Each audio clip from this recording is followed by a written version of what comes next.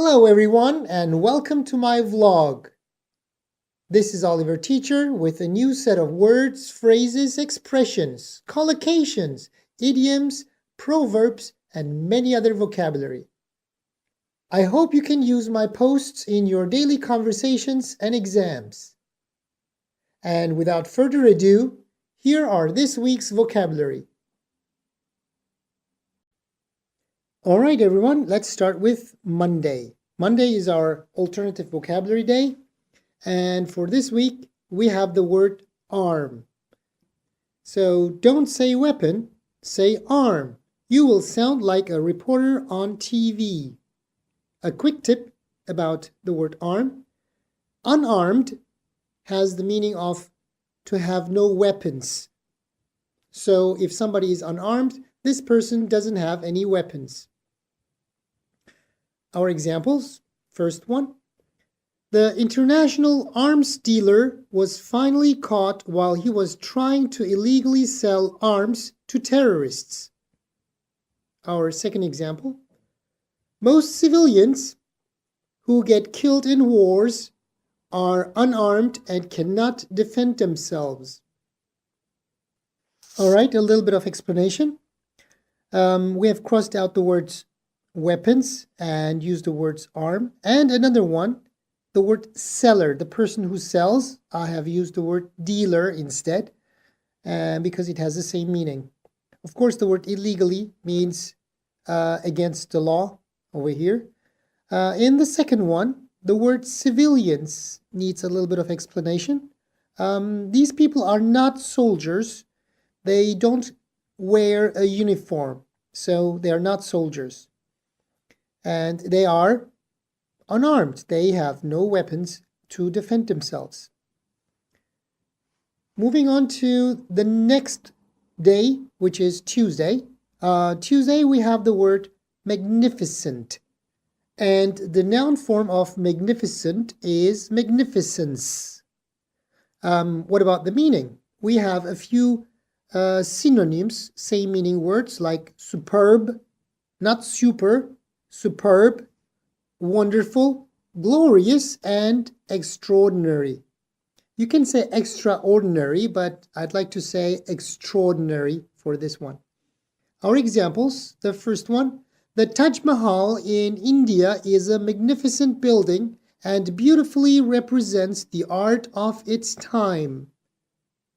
Second one, several magnificent oil paintings adorned the walls of the villa. All right, everybody knows the Taj Mahal, and it is really a magnificent building. It is really very beautiful. So it's possible to use the word magnificent for the Taj Mahal. Well, let's move on to our next word. The word is abhor, and the meaning is to hate very much, to detest, or to despise. So all of these three words that might be new to some of you, abhor, detest, and despise, actually have the meaning of not like in a very strong way, to hate. The example, as a teacher, I can comprehend students who have difficulty learning, but I surely abhor laziness and cannot tolerate it. Second example, people who seek peace abhor violence. I have crossed out the word understand. Everybody knows this word, so I have used instead the word comprehend, which means understand. Laziness, maybe some of you have not seen this in the noun form. It's not something I can tolerate. I hate lazy people. So if you are a lazy person, I am really sorry. I can't tolerate laziness. In our second example, I have crossed out the word look for, like search. So instead you can use the word seek, and it has the same meaning. Violence, we understand as well. Wednesday. Wednesday we have phrasal verbs. So I have chosen two phrasal verbs for this Wednesday. The first one is figure out, and the second one is fall through. We'll start with the first one. Figure out has the meaning of to find a solution to a problem. That is basically the meaning. to figure something out. So don't just think about the word figure itself, but together with the word out, so it's figure out. The examples, first one. I'm not good at math, yet I have to figure out a way to master it and finally pass the test. Moving on to our second example. I have lost the only key to the office door. Now I have to figure out how to get in. Maybe I should call a locksmith to pick the lock. All right. In our first example, I have crossed out the word but, and I have replaced it with yet. And I always tell you, you should do the same. Don't use the word but too many times. And I also have crossed out the word learn it well, and we know what it means. So instead, I have used the expression master it. To master as a verb means to learn something very well. In the second example, I have actually used a word that maybe some of you don't know. The person that comes and opens the door when the door is locked is called a locksmith. So in the English language, we have a lot of family names with the word smith. These are people, craftsmen. They make something, they make locks. And these people can also open locks. So when they open a lock, we call it pick a lock. So we call a locksmith to pick the lock. Second phrasal verb of Wednesday is fall through. And it means to fail or not to succeed, basically. To fall through. A very quick tip. We use this very often for plans, projects, or arrangements. So a plan can fall through, a project can fall through, or arrangements. Examples. When he fell ill and had to stay in bed, his plan to join his friends to go camping fell through. Second example. As the police caught wind of their aim of robbing the bank, the group of thieves was quickly apprehended and their dream of getting rich quickly fell through. Our second sentence is a bit long, but it's okay. It's understandable. There is not much in the first sentence, but in the second sentence, again, I have crossed out the word because, replaced it with as. And more interestingly, I have crossed out the word learned about, to get information about, to learn about something. You can replace this with catch wind of. So this is in the past form in verb 2. So it's caught wind of, to learn about their aim of robbing the bank. And the third one, I have crossed out the word caught and replaced it with the word apprehend. Now this is a word that we often use for police. Police will apprehend the bad guys. They will catch the bad guy. It's not like catching a ball, but rather like the police doing this. So don't use it in the wrong place. All right. Let's move on to Thursday. I like Thursdays because I like collocations. Collocations are not easy to master. Let's use a word that we have just learned. Collocations are indeed quite difficult to learn, and they often appear in TV series or movies and other places. And people also use them, like natives use them a lot. So we need to learn collocations as well. And today we are making collocations with the word age. Our first collocation is act your age. Act your age. And it means to behave according to your age. If you are 10 years old, you act like a 10-year-old person. If you are 30 years old, then you act like a 30-year-old person. And our example, some people are criticized for not acting their age when they start using childish jokes at the age of 35. So, don't use childish jokes when you are too old for them. If you use them, you will not act your age. And we should not expect children to act like adults. They cannot be as serious as adults, so they should also act their age. Our second collocation of this Thursday with age is underage. And an underage person is a person who is not yet 18 years old. And when somebody is not 18 years old, there are certain limitations. For example, it is illegal to sell cigarettes or alcohol to people underage people. All right. I have used the word cigarettes, but actually you can include all kinds of tobacco products in this category. So it is illegal to sell to underage people. There are other limitations like getting married, for example, or other things. Our third collocation with age is Ice Age. Now, many of you have probably seen the cartoon Ice Age. It's also called Glacial Age, and this is a time of extreme cold that ended 15,000 years ago. Ice Age, like mammoths were existing during this time.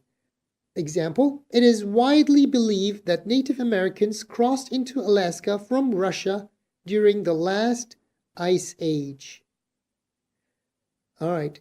There is a place called the Bering Strait, and it is the area where Russia and Alaska are very close to each other, about 30 kilometers. And during this Ice Age, this place actually froze. The sea froze, and people crossed this area from Russia into Alaska, and from Alaska all the way down to North America, like today's United States or Mexico of today. So that's how the people actually moved from Asia into North America, maybe some 15,000 or 20,000 years ago. A little bit of side note. And our last collocation with age is age well, to age well. And this means to become older and more valuable. And we often use this word for wine. When there is a good year for wine, people don't sell it. They put it into their cellars, the area where they keep wine, and they wait for many years, and then they can sell it for a much higher price because this wine can age in this area, in the cellar. But we can also use this for people or other things. When something ages well, then it becomes more valuable. Example, Ronnie dear, you have aged well. After 30 years, you look as handsome as the day I met you. Well, in our example, we have a lady and her husband's name is Ronnie. They have been together for 30 years. So imagine they got married maybe at the age of, 25 maybe. So after 30 years, they are 55 years old and Ronnie still looks handsome. So he has aged well. Finally, we have arrived at Friday. Friday, we have an idiom. And this idiom here is interesting. The idiom is, a little bird told me. A little bird told me. And do birds speak really? Not, but we'll see. The meaning of this is, you know about a secret, but you don't want to say the name of the person who told you this secret. But it's a small secret, okay? Don't expect it to be a classified, like top secret government something. No, it's just some small secret. You don't want to share the source with other people. This is important. So your source, the person from whom you learned your secret, is actually this little bird. Example, two people are talking. A, how do you know that they are planning a secret birthday party for Tim? A little bird told me. Our second example, again, two people are talking. Wow, donuts! How did you know that I like donuts so much? B, a little bird told me. All right, I don't think there is much to explain in this one. And we move on to Saturday. Saturday is our proverb day. And the proverb that I have chosen for this Saturday is, all good things must come to an end. What about the meaning? It means some things are fun but cannot continue forever. Two examples. First one, we had a blast during the summer holiday, but all good things must come to an end. Second one, thank you for the great party, but all good things must come to an end, so we must go home now. All right. I have crossed out the word great fun, which is used by many people. So instead, you can use the word a blast. A blast is like great fun. We had a blast. So don't forget to use this word with the word have. Have a blast means to have great fun.